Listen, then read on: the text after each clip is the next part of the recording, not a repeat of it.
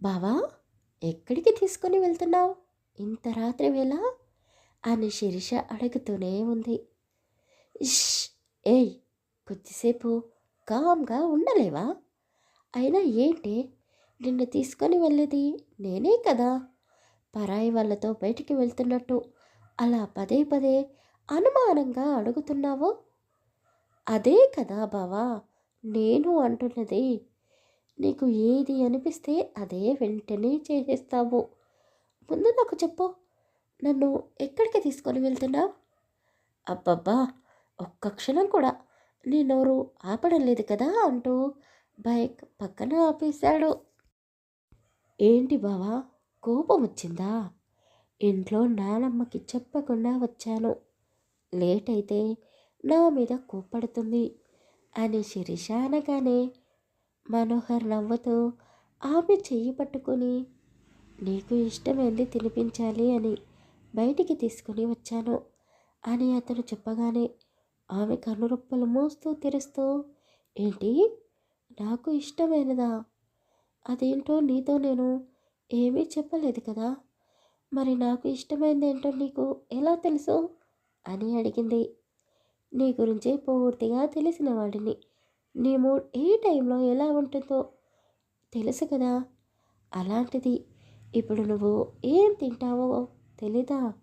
Ice క్రీమే కదా నీకు తినాలనిపిస్తుంది అని అతను అనగానే శిరీష ఆశ్చర్యపోయి, బావా, నిజంగా నా మనసులో ఉన్న కోరికని నువ్వు కనిపెట్టేశావు. కానీ ఇంత రాత్రి వేళ ఐస్ క్రీమ్ అడిగితే నువ్వు కోప్పడతావేమో అని అడగకుండా ఊరుకున్నాను అని ఆమె అనగానే మనోహర్ శిరీష తలపై ఒక్క మొట్టికాయ వేస్తూ, నీకు ఏది కావాలన్నా నన్ను మొహమాట పడకుండా అడగవచ్చు. నీకోసం రాత్రి పగలు అని తేడా లేకుండా సదా నీ సేవలోనే ఉంటాను. కాకపోతే ఇప్పుడు నువ్వు ప్రెగ్నెంట్తో ఉన్నావు కాబట్టి ఐస్ క్రీమ్ ఎక్కువగా తినకూడదు, అది కూడా డ్రై ఫ్రూట్స్తో ఉన్నది మాత్రమే తినాలి అంటూ ఎన్నో కండిషన్లు పెట్టి ఐస్ క్రీమ్ని తినిపించాడు. వామ్మో, ఒక్క ఐస్ క్రీమ్కే ఇంత పెద్ద క్లాస్ ఇచ్చాడు. ఇక ముందు ముందు నేను కోరే కోరికలకి ఎలాంటి క్లాసులు ఇస్తాడో ఏమో అని శిరీష మనసులోనే అనుకుంటూ సైలెంట్గా ఐస్ క్రీమ్ తినేసింది.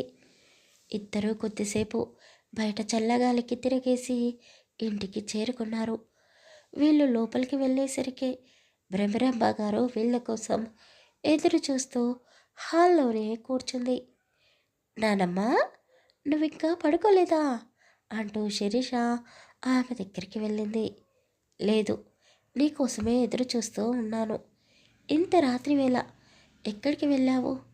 వెళ్ళే ముందు నాతో ఒక్క మాట చెప్పాలి కదా.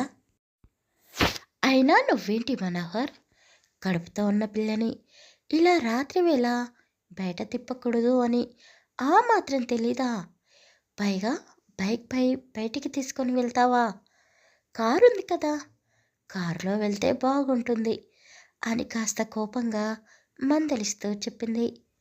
అమ్మమ్మ, ఇంకెప్పుడూ బయటికి వెళ్ళములే, ఒకవేళ వెళ్తే నీతో చెప్పే వెళ్తాము అని మనోహర్ అన్నాడు. సరేలే, ఇప్పటికే చాలా పొద్దుపోయింది, వెళ్ళి పడుకోండి. సిరి, నువ్వు నేను నా గదిలో పడుకుందామా అని బ్రహ్మరామ గారు అడగగానే శిరీష బిత్తరపోయి మనోహర్ వైపు చూసింది. ఏంటి, నేను అడుగుతూ ఉంటే నువ్వు మనోహర్ వైపు చూస్తున్నావు? డాక్టర్ చెప్పింది మర్చిపోయావా అని భ్రమరాంబ అడిగింది. అమ్మమ్మ, డాక్టర్ చెప్పింది మాకు గుర్తుంది. నేను శిరీషని జాగ్రత్తగా చూసుకుంటాను. మీరు కంగారు పడకండి, మీరు వెళ్ళి హాయిగా పడుకోండి. శిరీష, పద అంటూ మనోహర్ భ్రమరాంబని మాట్లాడనివ్వకుండా శిరీష చెయ్యి పట్టుకొని గదిలోకి తీసుకుని వెళ్ళాడు. మంచినీళ్ళ కోసమని బయటికి వచ్చిన స్వప్న వారి మాటలు విని నవ్వుతూ భ్రమరాంబ దగ్గరికి వచ్చింది. నానమ్మ, మీరు అంతలా ఆశ్చర్యపోకండి. బావకి అక్క అంటే ఎంత ప్రేమనో చూస్తున్నారు కదా, ఒక్క క్షణం కూడా ఆమెను విడిచి ఉండలేడు. అలాంటప్పుడు అక్కకి ఇబ్బంది ఎలా కలిగిస్తాడో?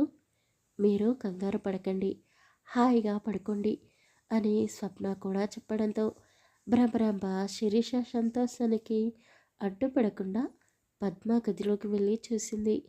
నరసింహ గారు పద్మతో కబుర్లు చెప్తూ ఉన్నాడు. భ్రమరాంబ ఆశ్చర్యపోయి గడియారం వైపు చూసింది. మధ్యరాత్రి కావస్తుంది. ఇంకా అల్లుడు నా కూతురిని ఆడిస్తూనే ఉన్నాడు. అసలు విసుగుపడడం లేదు. నిజంగా నా కూతురు చాలా అదృష్టవంతురాలు. ఇలాంటి మంచి మనసున్న భర్త వరంలా దొరికాడు. కానీ నా కూతురికి భర్త ప్రేమ పొందే అదృష్టం లేనట్టుంది అని బాధపడుతూనే తన గదిలోకి వెళ్ళి పడుకుంది. మనోహర్ శిరీషకి ఇబ్బంది కలగకూడదు అని ఇద్దరి మధ్య దిండుని అడ్డుగోడలా పెట్టి ఇక పడుకో అని చెప్పాడు. ఆమె కోపంగా మనోహర్ వైపే చూస్తూ ఏంటి బావా ఇదంతా అని అడిగింది. ఏమీ లేదు, రోజులా ఇప్పుడు నీ మీద ఖాళీ చెయ్యి వేయలేను కదా అని అన్నాడు. ఎందుకు వేయలేవు?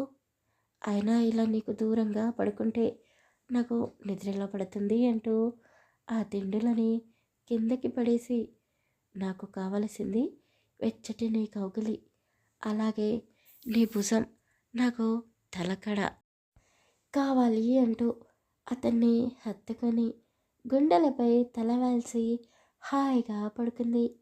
శిరీష ఉదయాన్నే నిద్రలేచి రోజులా అన్ని పనులు చేయడం మొదలుపెట్టింది. మనోహర్ నిద్రలేచి గదిలో నుండి బయటికి వచ్చాడు. శిరీష, ఏం చేస్తున్నావు అంటూ గట్టిగా అరిచాడు. ఏంటి బావా, నేనేం చేశాను అని శిరీష వంటగదిలో నుండి బయటికి వస్తూ అడిగింది. నీకు రెస్ట్ అవసరమని డాక్టర్ చెప్పింది కదా, మరి ఇంత పొద్దున లేచి అందరి కోసం టిఫిన్ చేయడం అవసరమా? ఇంట్లో పని వాళ్ళు ఉన్నారు కదా, నువ్వే అన్ని పనులు చేయాలా అని కోపంగా అన్నాడు. అయ్యో బావా, నేనేమి బరువులు మోయడం లేదు. అయినా చిన్న చిన్న పనులు చేయడం వల్ల ఆరోగ్యానికి మంచే జరుగుతుంది. స్నానం చేసినట్టు లేదు కదా నువ్వు, వెళ్ళి స్నానం చేసిరా, నీకు ఇష్టమైన టిఫిన్ చేస్తున్నాను అని శిరీష చెప్పింది. కానీ అతను కోపంగా శిరీష వైపే అలాగే చూస్తూ ఉన్నాడు. Manohar, good morning. ఏంటి పొద్దున్నే అంత గట్టిగా అరుస్తున్నావు? శిరీష ఏదైనా అల్లరి పని చేసిందా అని కీర్తి తన గదిలో నుండి బయటికి వస్తూ అడిగింది. అతను కీర్తిని చూసి చిరునవ్వు నవ్వుతూ, అలాంటిదేమీ లేదు, నువ్వు త్వరగా రెడీ అయ్యి ఉండు, నేను స్నానం చేసుకొని వస్తాను అని ఆమెకి చెప్పేసి మనోహర్ గదిలోకి వెళ్ళాడు. అందరూ టిఫిన్ చేస్తూ ఉన్నారు. మనోహర్ శిరీషాని తన పక్కనే కూర్చోబెట్టుకొని ఆమెకి కూడా ప్లేట్లో టిఫిన్ వడ్డించాడు. మనోహర్, నువ్వు శిరీషాని ఎంత కేరింగ్గా చూసుకుంటున్నావో, నీలాంటి వాళ్ళని నేను ఎప్పుడూ చూడలేదు అని కీర్తి అన్నది. భ్రమరాంబ కీర్తి వైపే చూస్తూ, ఇదిగో అమ్మాయి, నా మనవడు మనవరాలకి అలా దిష్టి పెట్టకు. ఆయన మనోహర్ అని పేరు పిలవడం ఏంటి? మర్యాదగా మనోహర్ గారు అనో లేదా ఏదైనా వరుస పెట్టో పిలవచ్చు కదా. వరుసనా? ఏమని పిలవాలి అని కీర్తి అనగానే శిరీష టక్కున అన్నయ్య అని పిలువు అని చెప్పింది. శిరీష అలా అనగానే కీర్తికి నవ్వు ఆగడం లేదు. నిన్ను నేను ఒక అక్కలా చేస్తున్నాను కదా, మరి మనోహర్ నాకు అన్నయ్య ఎలా అవుతాడు? నానమ్మ, నువ్వే చెప్పు అని కీర్తి అనగానే భ్రమరాంబ టిఫిన్ తింటూనే, అవునవును సిరి, నీకు ఈ మధ్య బుర్ర పని చేయడం లేదు. నువ్వు కీర్తికి అక్కవైతే మనోహర్ బావ అవుతాడు కదా. చూడమ్మా, ఈరోజు నుండి నువ్వు మనోహర్ని బావ అనే పిలువు అని భ్రమరాంబ చెప్పగానే శిరీష తెలకొట్టుకుంటూ, అయ్యో నానమ్మ, నువ్వేనా కొంప ముంచేలా ఉన్నావు అని మనసులోనే నానమ్మను తిట్టుకుంటూ ఉంది. అలాగే నానమ్మ, మీరు చెప్పినట్టే పిలుస్తాను అంటూ కీర్తి మనోహర్ని బావా అని పిలవడం మొదలుపెట్టింది. బావా, మరో 2 రోజుల్లో మా అన్నయ్య ఇక్కడికి వస్తున్నాడు. వాడు వచ్చేసరికి మనం ల్యాండ్ని రిజిస్ట్రేషన్ చేయాలి. ఈరోజే మనం రిజిస్ట్రేషన్ ఆఫీస్కి వెళ్తే బాగుంటుంది అని కీర్తి చెప్పింది. ఈరోజా? ఈరోజు నాకు రావడం కుదరదు. పొలంలో చాలా పనులు ఉన్నాయి. అయ్యో మనోహర్, నువ్వు ఎందుకు ఇబ్బంది పడుతున్నావు? నేను ఉన్నాను కదా. నేను కీర్తిని తీసుకొని రిజిస్ట్రేషన్ ఆఫీస్కి వెళ్తానులే. నువ్వు నీ పనులు చూసుకో అని రఘు అన్నాడు. కీర్తి, నువ్వు రఘుతో కలిసి వెళ్ళు. అక్కడ ఎక్కువ టైం పట్టదులే.